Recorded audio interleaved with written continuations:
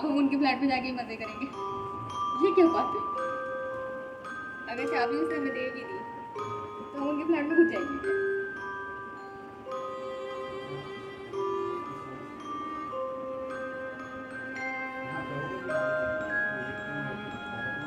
ये जो हैरान परेशान सुन रहा हो ख्वाबों में, ख्वाबों की दुनिया में खो जाता है।